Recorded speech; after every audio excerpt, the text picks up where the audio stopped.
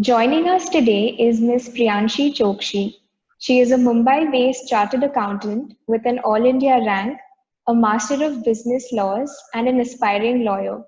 She is the co-founder of a startup, Beyond the Degree, a one-stop platform providing students the know-how, tools, and experiences to enable them to follow the unconventional path. At Beyond the Degree, they educate students, graduates, and professionals through corporate training, corporate webinars, career counseling, and mentorship programs and interview preparation sessions. Her aim is to use a combination of her professional skills and her passion to inspire people, amplify voices, and enable them to move beyond the conventional. Thank you so much, Priyanshi, for doing this. It's a pleasure to have you. Thank you, Shivika, for having me too and for having me on this wonderful platform at LND Elysium Virtual 2021. And it's really a pleasure to be talking to you about different aspects of careers and education, my startup, and everything else. Thank you. So, the first question that I have for you is, since you've just entered the learning and education space, what are the challenges and the opportunities that you can foresee as a startup? Okay, thank you for that question. In fact, Shivika, it's really relevant, especially in times like this today where we're living in a pandemic. So first, of course, I come from a professional background. And coming from that professional background, because of the fact that I do have some amount of work experience and I do have some connects in this whole professional space, it wasn't really as hard as it would ideally be to build a startup right from the beginning, especially because of the whole pandemic. But there are a lot of challenges that we have faced, especially because my whole startup has been a lockdown baby.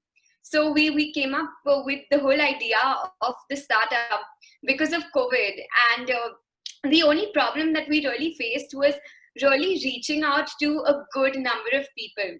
So we launched our startup in the month of October, and because of the dearth of corporate webinars and everything virtual almost since the month of April, people and students are so saturated with the online space because everyone is just not used to just working virtually, to not meeting people, to not getting out. Students especially, which is our target audience, they're facing, I believe that they're a little not interested towards the virtual space anymore, simply because they're either saturated, they're exhausted, they're tired, or they simply believe that, when you're working on the virtual space, your attention span is very short. Your attention span is just about like 45 minutes or even less than 45 minutes. So to actually get students and grab their attention for a longer period of time on a virtual platform is extremely difficult. And that really, is where it would impede our growth, because of the fact that, if students are not interested in joining our virtual sessions, it would be difficult for us to reach out to more number of students and to really grow our startup and widen our base. So this is one challenge that we've really faced. And I believe the second challenge that we've also faced is in terms of really reaching out to schools and colleges as well. So like I mentioned, our target audience is students. However, it is extremely difficult to actually get students at schools and colleges, especially when you're completely new to the whole education startup space, to really trust in you. When you're on a virtual platform, people agree with a lot of things that you say. They like the things that you say. They like to follow you. But if you want those students to convert to your customers, or if you want those students to really be loyal to you, you know that you have to really earn that trust. And because we're so used to personal interactions and that personal face-to-face touch when we really talk to students, or we guide them, or we enter into career counseling sessions with them, it is extremely difficult to build that sort of trust and that confidence that students may have in us, which also, sort of impedes our growth because of the lack of personal touch. So these are two major challenges that we have faced. And the third thing, in fact, is that because of the fact that people are so saturated with the online space, there is a lot of pressure on us as a startup, as a growing startup, in fact, to really venture into new things and to make our content or everything that we're doing, be it our sessions, programs, our mentorship program, extremely unique and very, very youth centric and very relatable. So the whole idea is that to make it really unique, and that sort of builds a lot of additional pressure on us as a startup to really focus on our content in such a way that we're able to deliver completely relatable and accessible content to the students. So I believe these are the three major challenges that we have faced in growing our startup and in building our startup right from base, especially in this lockdown. And looking at the opportunities, of course, there are multiple opportunities that have really opened up. I believe my whole startup is a lockdown baby. So had this whole lockdown not happened, I think I wouldn't have ever come up with this whole startup idea. And because of the fact that it's completely virtual, there are so many things that, so many ideas that we can really explore with. For example, we have so much scope for trial and error because it's all online. You try one thing online, virtually, you do a virtual session. If you believe it doesn't work, then you just shift to another idea and you shift to something else. And the investment of money, in fact, and the investment of all your travel time and other ancillary activities is also so less because of it's just so convenient to have a virtual platform. So because of that, we've got a lot of scope, to explore different opportunities. In fact, just last week, I even took a session with some students with a college from the south, and probably had this lockdown not happened, I would have never been able to reach universities in the south because I'm Mumbai based so early. So because of that, I have been able to reach out to students on a pan-India level and even look at global collaborations, in fact, with students from universities abroad so that we can really widen our base. So that's one thing, there's no barrier of a boundary, or there's no barrier of time. You can have a session at like 4 p.m. in the evening, but you can also have a session at 10 p.m. at night. So it's given a lot of scope to really meet new people and interact with new people virtually, globally, nationally, and even at the local level.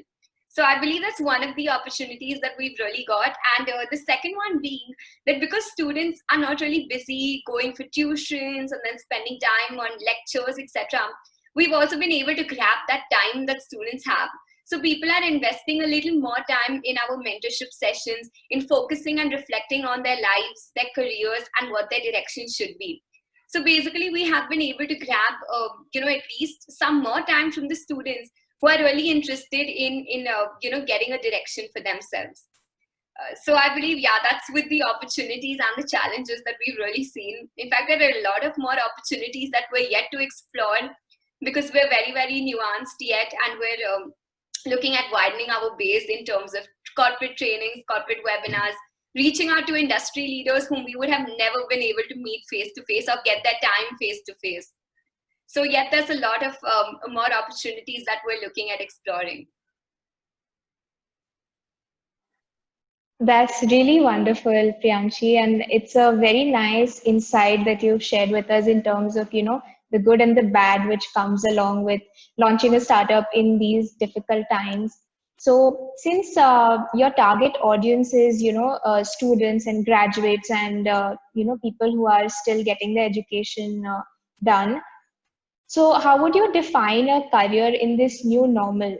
And what are the significant changes compared to a career, defined pre-pandemic and now that we are in almost the post-pandemic phase? So how has the definition of a career really shifted? Yes, that's a very nice question, in fact, because I believe it's so subjective. But in terms of work, I believe that the work has almost been the same when it comes to any career. And I'd actually like to divide these particular careers into two. One is when we look at, the conventional careers where you're doing a desk job. And the second one I'd like to look at is more of the unconventional careers where there's a lot of creativity, innovation, scope for really disrupting involved. Okay, so when you look at the conventional jobs, it's, and I look at the definition of career there, well, the work is the same. You're doing the same work, just that apart from doing it at office, you're doing it either from home or you're going to office like once or twice a week, and you're focusing on the same aspects. However, when you look at those conventional desk jobs, you see that one thing that is different is that there is no line of difference between office hours and home hours. So when you look at the difference in career, there's essentially no line of difference between what is an office and what is home. So you may have calls, like I mentioned earlier, either in the day, or, there are sometimes where we even have client calls at 12 a.m. simply because of the fact that everyone is sitting at home and no one can make an excuse that they are either tired or that the day is over, because everyone's in the same position, everyone is at home. So that is one when it comes to conventional careers. And the second being, when it comes to conventional careers, is that you also have a lot of liberty with you. So when you would be at an office, you would know that, okay, because I have a meeting at a fixed time, I'm supposed to prepare all these documents and everything by the deadline. But that's not the case with work from home now, because of the entire aspect that that there are no deadlines. So you can work at your convenience. If some people prefer to work at night, you work from like 12 to 6 a.m. and you sleep through the day. Completely follow like American, the Western timings. So yeah, definitely that's in terms of all your conventional career jobs. But in terms of creative jobs or your unconventional jobs that I was really talking about, I think there has been like a complete 180-degree, 360-degree revamp in what careers within the creative space are. Now, when you look at unconventional career jobs, what essentially we would also be looking at is your influencers, your bloggers, or your content creators, and everyone along those lines. And content creation could even be in the form of education related content, which essentially we as a startup are doing right now. So when we look at all of those creative careers, the definition of a career has completely revamped to how you can have a unique bragging proposition. So, we always talk about everyone has a unique selling point, and you should focus on your USP or your unique selling point. But when you look at all of these unconventional careers, I like to call it a unique bragging proposition. Because every time you create content or you look at, a career now within the creative space, because there are so many people who've got the time to take up careers within the creative space, you need that one unique point that lets other people brag about you. So, if I am into an education startup, my unique bragging proposition would be the fact that I'm offering, really value addition programs that people talk about and that people would want to brag about, whether to their friends, to their peers, to their family, to anyone. And, since we're into the service line, we know that everything works through word of mouth. If one person likes what you do, he's going to refer you to 10 other people, and that's how it is going to work. And because of the fact that right now you cannot physically reach out to people, you have to depend on the power of your UBP, or you really have to depend upon the power of this entire chain that is going to work and get you more people and widen your base and help you reach out to more students. So everyone wants this whole look good, feel good factor when it comes to service industries, and especially in the content creation space. Which is the reason why I feel that a lot of careers in the unconventional space have to start focusing on their unique bragging point, so that others can brag about you and then really come to you, and people want to come to you and avail of your services. And of course, for both of these careers, the conventional ones and the unconventional ones, let me tell you that a lot of the jobs that we do are the same, but you have to be tech savvy. I as a lawyer, I also practiced as a lawyer with a senior advocate. And, we know that these senior advocates are really, really good, but they are not tech savvy. And because of that, that's why, all the junior advocates have been able to take over the senior advocates, simply because of the fact that they are more adept with technology. We have 10,000 page case books, but, like a junior advocate would be able to navigate through it on the virtual platform much faster than a senior advocate. So tech savviness is key. Like, you have to update your systems, your software, because everything is going to work online. And for all we wouldn't even need offices at least till next year. So that's where, the entire difference also comes in, based on how tech savvy you are and how adaptable you are to technology, and also how efficient you are at home. some people like me feel extremely bored to work at home on a weekend, and we just can't put in that productivity. So you really need to focus on your productivity even at home now. So this is how a career for me would look like in the conventional space and the unconventional space. That's a great answer, Priyanshi. Just following up on what you said about, the importance of technology and being tech savvy. So technology coupled with, innovation and creativity.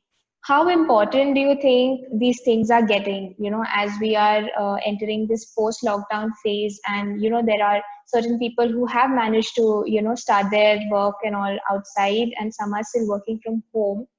How do you say that, that these three elements are important: technology, innovation, and creativity?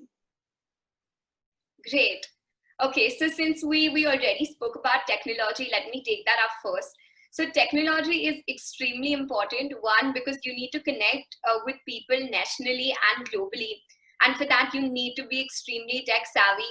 You cannot afford to have calls with slip ups, because of the fact that, your entire meeting, even board meetings now, your resolutions, every single thing is going to be passed online. So you cannot afford to not be tech savvy and not be adept with technology, because that's the future now. Like digital, especially now with artificial intelligence and the internet of things coming in, which is very soon going to even replace humans, for all you know, especially those in the service space. I think it's very, very important to keep in pace with technology, and which is the reason why, irrespective of at whatever level you are in the organization, and I say this because as a practicing, and an aspiring lawyer, I have seen it myself, that you may be really good, you may be really intelligent as a senior advocate, but if you cannot navigate your way through technology, you're yet going to be stuck in the middle of an online hearing. Which is the reason why, similarly, even in case of my startup, let me tell you, I'm very, very slow with technology. Even though I like to call myself a millennial, I'm just very slow with technology. But I realized that to build my startup, I have to understand, every detail of technology. I need to understand every detail of how social media algorithms work, in fact, to really understand how to even grow my business initially, because they say that the initial phase is the most important phase of any business. So even for my startup, I had to start all the way from scratch to understand different algorithms, to understand how my content is going to spread to reach to different people on different social media platforms, because different platforms have different algorithms. So all of these small minor things also, when it comes to technology, make a huge amount of difference. And I think if you're already tech savvy, then you're already one step ahead of every other entrepreneur who's already in the game. So that is with respect to technology. And of course, I can't stress enough, and all of us have seen the importance of going digital. Like, we're having this interview on Zoom right now, and we're going to be having a virtual summit at LND. So we all know that it's gone completely digital, every single thing. But in terms of innovation and creativity, there are some really relevant points that I would really like to highlight. Okay, so I understand that innovation and creativity now is extremely important, because there are so many people who've gotten different ideas throughout this lockdown, who wanted to venture into a different space. For example, I myself, because I wanted to also share stories apart from educational and corporate stories, but just stories of influential people, I started a talk show series where I interviewed national icons, simply with the idea of spreading stories and spreading knowledge. But I realized that in order for people to come to my interviews again and again, and the same for the startup as well, that in order for people to come to my webinars, to come to my corporate trainings or my mentorship programs again and again, I have to give them that one thing that makes my content either different from the others, or that gives them one value add from my webinar, which other webinars wouldn't give them. Which is the reason why what I try to do is completely tweak the format of my webinars. I don't like to have a simple Q&A session. I try to make it so engaging and so interactive. We have different activities, we have different games. so that students actually feel involved in the whole session and really want to be a part of it. The same way, even for the trainings, even for the webinars, even for the mentorship programs, we try to make it as personalized and engaging as possible. Sometimes we'll have a debate, sometimes we'll have a different activity, just to ensure that students are more involved and engaged in it. So in terms of innovation and creativity, I do agree that it's important to be a little different from the rest so that people really get a value add from everything that you're doing. But in terms of innovation and creativity, that's a huge misconception that my idea has to be so unique and so different that I have to, work towards innovating my idea completely. Like, that's totally wrong. You don't have to work towards making your idea so innovative that it gets so complex that your audience or your students, they forget the purpose of why you're doing something. So it has to be different, but at the same time, it has to be simple, relatable, and attractive. And that's where I feel people tend to, don't understand the difference between actually being creative and being innovative and actually trying to do something that's completely offbeat. So you have to, you have to really understand where this line comes in and try to bridge that line so that your content in the end reflects your purpose and is something that your audience can really, really relate with.